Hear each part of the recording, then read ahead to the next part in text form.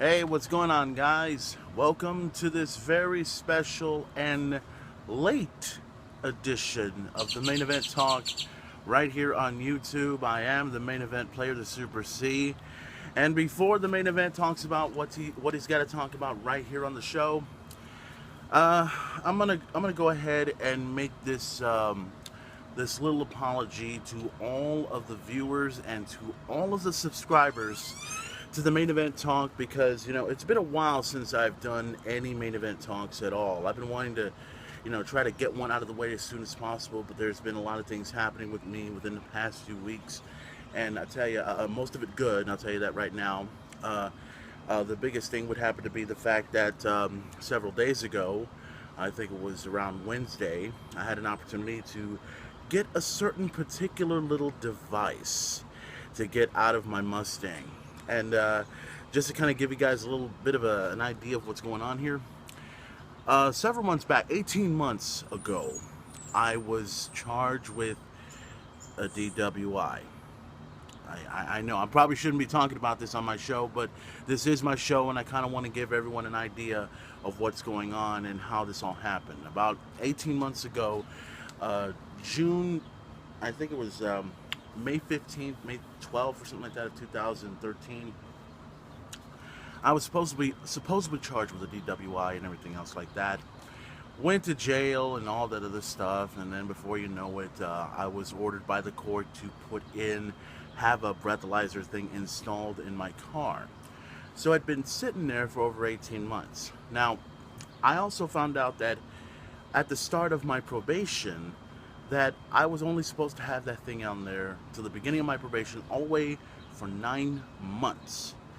And after the 9 months, the device would be out of the car. Now, I was hoping that I would get the device out as early as possible, but that didn't happen, so I had to wait another 9 months until the device was officially out of the car. And sure enough, this past Wednesday, October 22nd, 2014, after 18 months, that stupid device is out of my car. And, I've been very happy about that. It's kind of a little bit of an accomplishment for me. And, I know there's some people that want to know the backstory behind it, but there'll be another time and there'll be another place when I tell you the entire story about what really happened with the whole DWI, what happened to me, and everything else in that particular nature. So I'm just happy that the breathalyzer is no longer in my car, don't have to deal with it anymore, and I can move on with my life. Now, before I go ahead and let you know about what I'm doing on this episode of the Main Event Talk, as you can tell, I'm kind of wearing my Dallas Cowboy jersey this week. Now, the Dallas Cowboys are not playing today, but they are playing on the same night as Monday Night Raw. The Dallas Cowboys will be taking on the Washington Redskins, and the Dallas Cowboys have been on a complete roll, and I am so proud of these guys. Everybody from DeMarco Murray to Tony Romo to Des Bryant to Jason Witten. The main event has been, 6-1. That is amazing. I just cannot believe the streak that these guys are in, and they will continue to have that streak against the Washington Redskins. And let's be honest, if anyone believes that the Washington Redskins are going to go through my Dallas Cowboys after the weeks that they've been putting through, let me tell you something. The Skins, they're going down. It's finished. It's out the window. Okay, so don't even think about it. Okay, don't even think about it. Now, speaking of the subject of WWE, Monday Night Raw is also going to happen on the same time as the Dallas Cowboys game. And also, as a matter of fact, today's Sunday, by the way, so that means, well, you guys know it, WWE Hell in the Cell is happening tonight on pay-per-view and on the WWE Network. You can get it for only $9.99. Is it just me, or is everyone getting tired of saying that? Well, not really, but anyways, there's a lot of things I want to talk about when it comes to the WWE. There's a lot of things I want to talk about when it comes to TNA. And I also decided that I'm going to go ahead and put together a main event rant right here at the end of the show. I have not been able to do the last main event rant, but it seems like I got a lot I want to say. And this rant has a lot to do with three particular superstars, one from TNA and two from the WWE.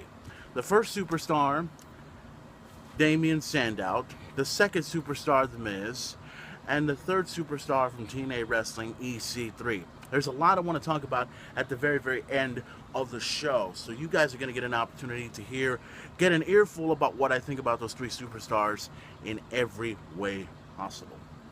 Be ready for that.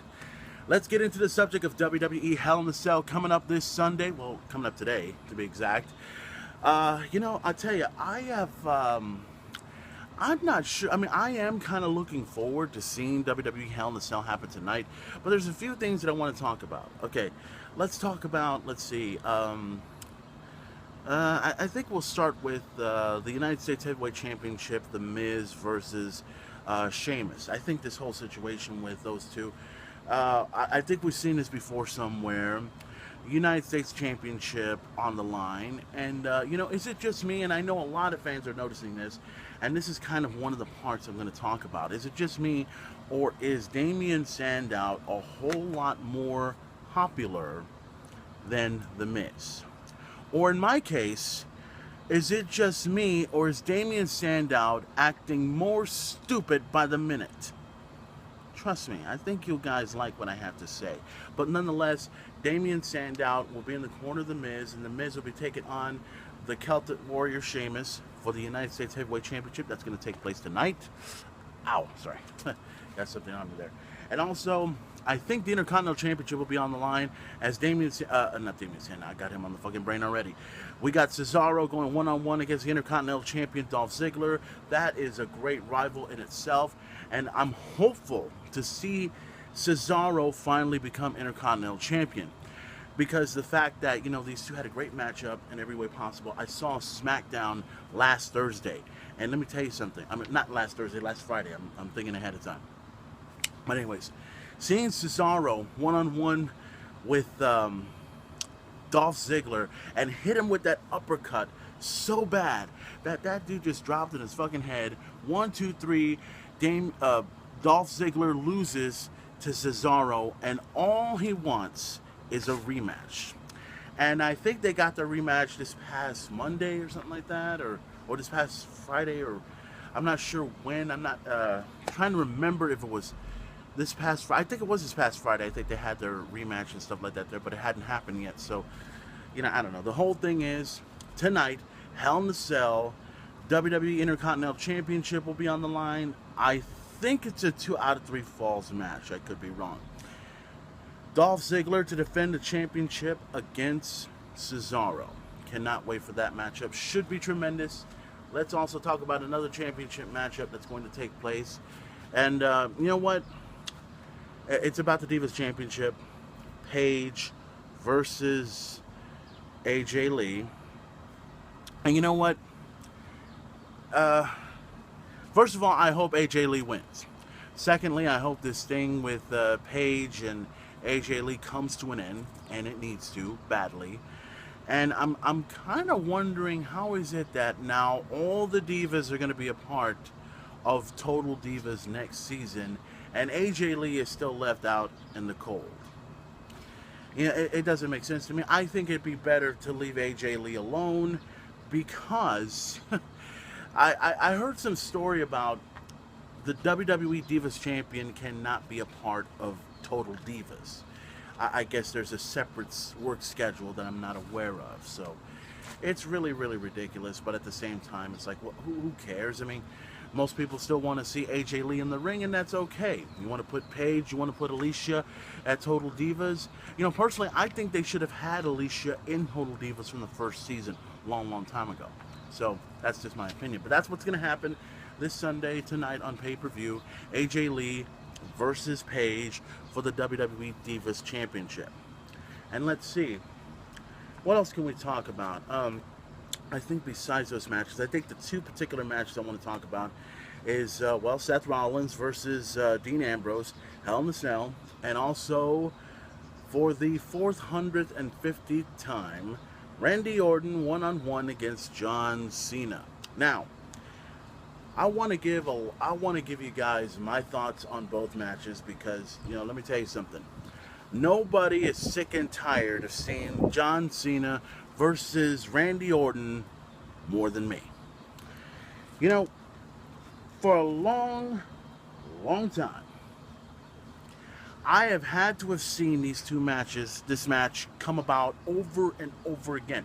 You know, I can still remember the first time, I don't know when the first match was between Randy Orton and John Cena, but I remember SummerSlam.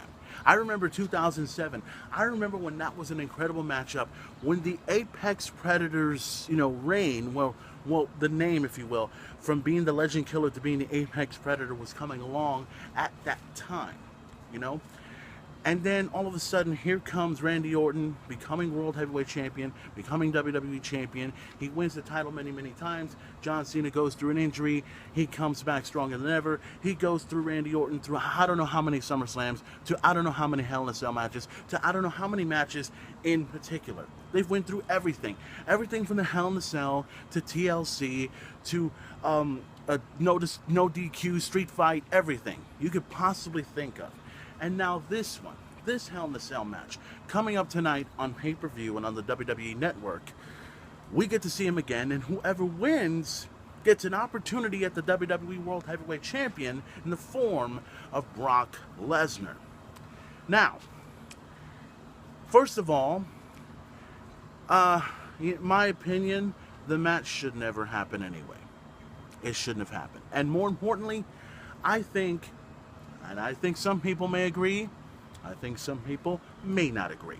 I think it should have been a fatal four-way match at Hell in a Cell.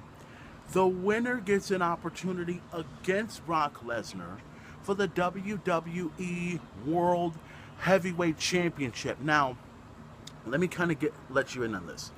That is not what's best for business. That is what's right for business. What's right is putting four of those individuals in the same ring at the same time, vying for an opportunity at the WWE World Heavyweight Championship. That is what I think is right for business. But unfortunately, everyone in the WWE is clueless to not see that, so they rather go back to something old, something that we've already seen, and something we cannot, unfortunately, get enough of. So we get Randy Orton versus John Cena, number one contenders match, winner to face off against Brock Lesnar. Everybody's not going to give a shit about that matchup. Despite the fact that it's going to be a great match, nobody cares. On the other side, Dean Ambrose versus Seth Rollins. Hell in a Cell. And I tell you what, man, that is one match that everyone is looking forward to. And I think that's going to be the main event match for Hell in a Cell. And I tell you, I'm glad that matchup is going to take place, and I'm glad it's taking place in Hell in a Cell, because you got two individuals that have been in many great matches in their careers, even prior to WWE, that they have gone through such a degree that now they're going through something that is unknown to them, very unknown to them. Hell in a Cell is one of the most demonic structures in the history of WWE. The second one being the Elimination Chamber. Now, Dean Ambrose has, anyone that has seen his career, known that, besides him being a part of the Shield, he's been through a lot of hardcore matches in his career. I think I remember seeing some sort of a jigsaw on his forehead or something like that, cutting right through. Oh man, that I saw that, and that was just, híjole, how the fuck do you do that? And of course, Seth Rollins, I knew him when he was in Ring of Honor, and I've seen some of the matches that he's been through, and man, it's, pretty hardcore and pretty good in that particular nature.